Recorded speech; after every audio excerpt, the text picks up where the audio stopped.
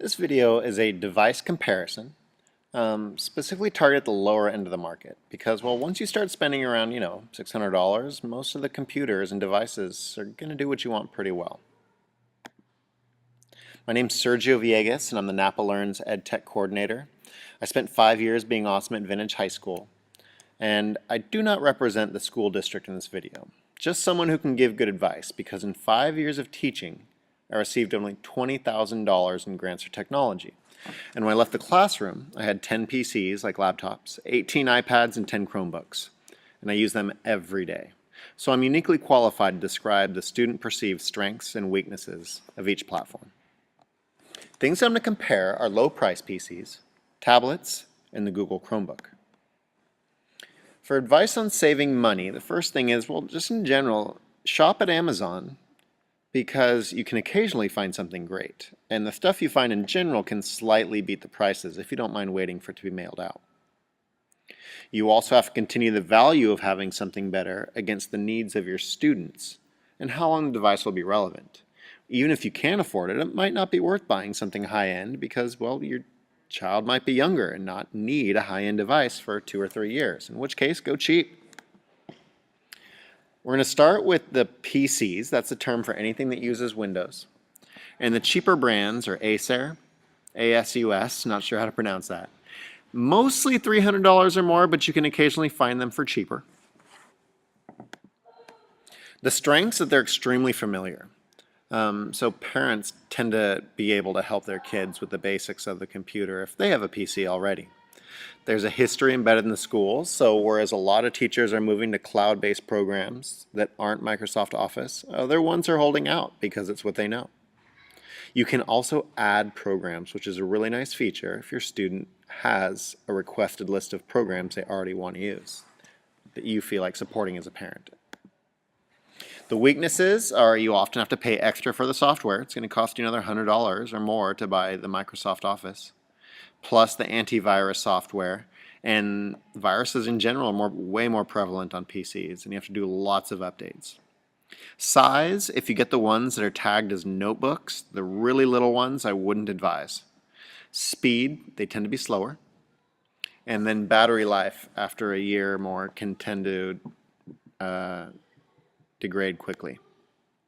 Tablets are next. There's an iPad tablet and a Google tablet. In general, this guy has way better apps. The apps are great. In general, this one over here by Google, the Nexus, is way better at running the internet. So what do you want your kid to do more? Be on apps or be doing online work?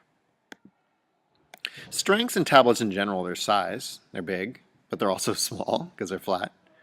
They have a strong battery life, very strong for the iPad, best on the market. Media creation, they blow everybody out of the water for making photo collages and photo editing, creating movies and videos. You're not going to beat the iPad.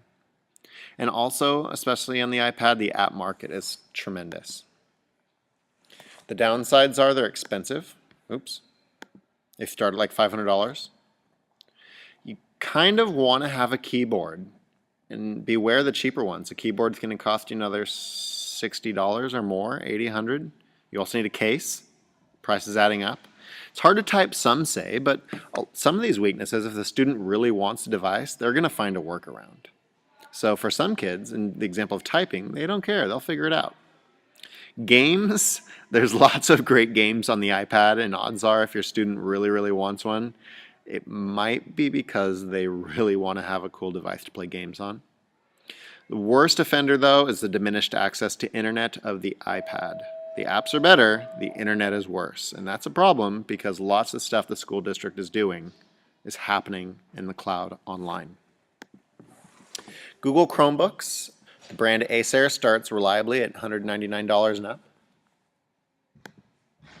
Strengths of the Chromebook are size, battery life. They have a full keyboard on them. The cost is cheap. It's a minimalist design.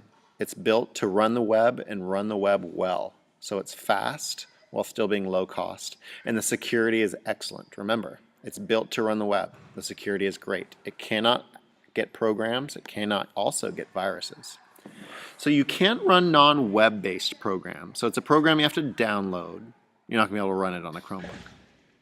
Requires a wireless or plug-in to work, ergo it needs the internet.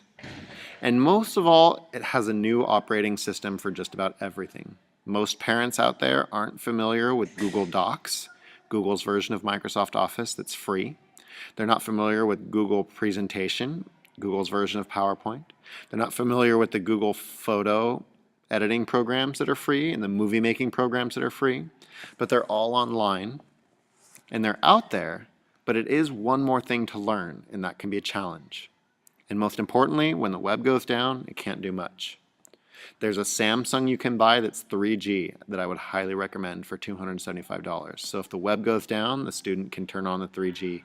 Cost you about $10 a month for an emergency 1 gig. I hope this was helpful, and good luck in your decision making.